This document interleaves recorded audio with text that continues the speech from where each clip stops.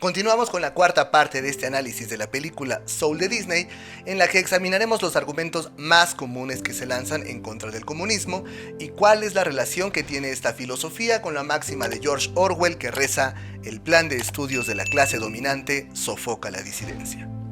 Definido y diagnosticado el capitalismo, pasemos al comunismo. ¿Qué es?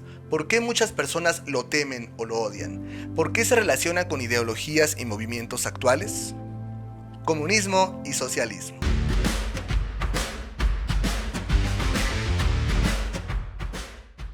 Antes de continuar, definamos las diferencias entre el comunismo y el socialismo. El socialismo es una fase que, en teoría, permitiría transitar del capitalismo al comunismo. En esta fase se iniciaría con las tareas legales e institucionales que eliminarían la propiedad privada y que terminarían eliminando también al gobierno para reemplazarlo por un grupo de personas sabias, compasivas e inteligentes que se encargarían de que siempre hubiera igualdad para todos.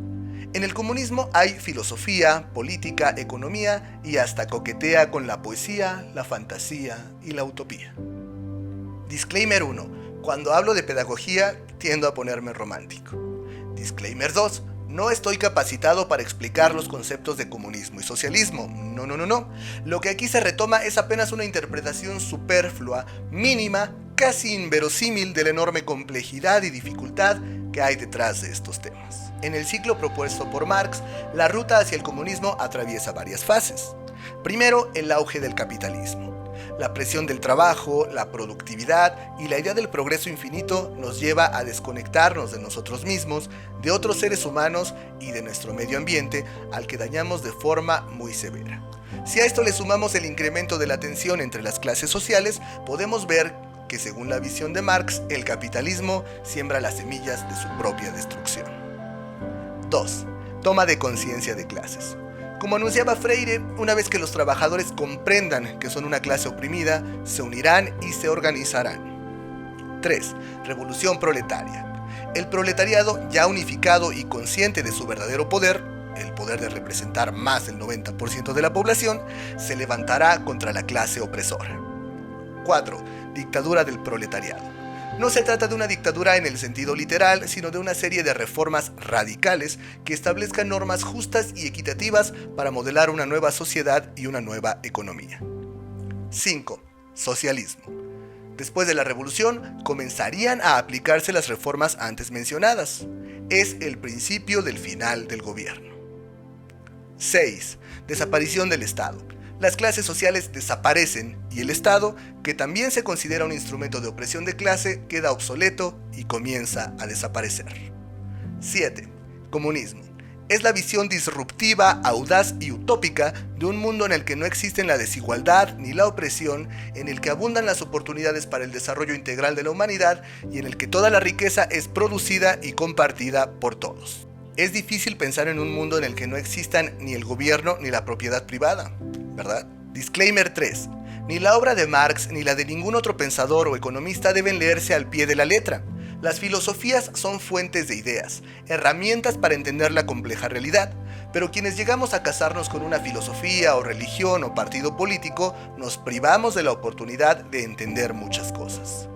Esto no es solo en defensa del comunismo, sino de la libertad de explorar ideas, teorías y filosofías, sin prohibiciones, sin predisposiciones y sin prejuicios.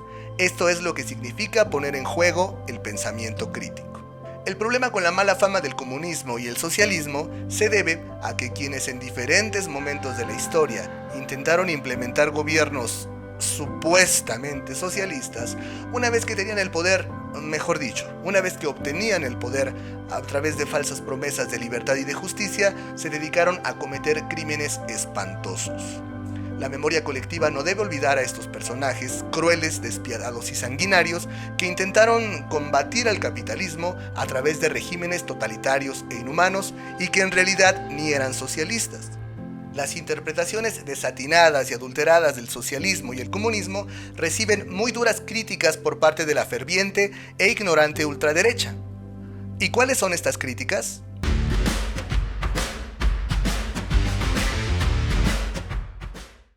Los ideólogos de derecha critican al socialismo y al comunismo porque acusan que promueve la pereza, el conformismo y la uniformidad. Por ejemplo, esto sucedió en México con la reforma educativa y los nuevos libros de texto de Morena, cuando algunos opinólogos, sin saber ni cómo ni por qué, nos advertían de la invasión de un virus comunista. Spoiler, el virus comunista no está presente, pero el virus de la mediocridad sí que lo está. El pseudosocialismo que confunden con el comunismo también disminuye la motivación de las personas para estudiar, competir, salir adelante, aspirar a una mejor calidad de vida e incluso a desafiar las barreras de lo humanamente posible. Pretende formar individuos de manera que no piensen por ellos mismos. Los forman para que no se cuestionen mucho y para que prefieran seguir a las masas. Esto es real, no es un secreto para nadie que a pesar del extenuante y dedicado trabajo del magisterio, la calidad de la educación deja mucho que desear, y que ni de broma es culpa de los estudiantes ni de las y los docentes. La culpa es de la evidente falta de visión de las autoridades educativas, la falta de inversión y presupuesto, la falta de capacitación y la falta de estímulos. No hay ningún hilo negro, está a la vista de todos. Freire lo denunció en voz muy alta y con mucha elocuencia desde hace décadas, y grandes mentes como la de Gabriela Mistral y María Montessori, entre muchísimas otras, dieron su vida para demostrar que hay maneras alternativas de pensar la educación y de infundirle vida a las escuelas y a los seres humanos que nos formamos en ellas. Creo que todo este video solo era una excusa para pronunciar estas líneas, porque eso es lo que intenta decir 22 a Connie cuando cita a George Orwell. El plan de estudios de la clase dominante sofoca la disidencia. Significa que quienes vivimos en la era del capitalismo y en países en vías de desarrollo, antes llamado tercer mundo, y pensar que esto era políticamente correcto. Bueno, significa que a veces la educación no es una prioridad para los capitalistas y los políticos, ya que saben que un pueblo educado es más difícil de engañar y manipular.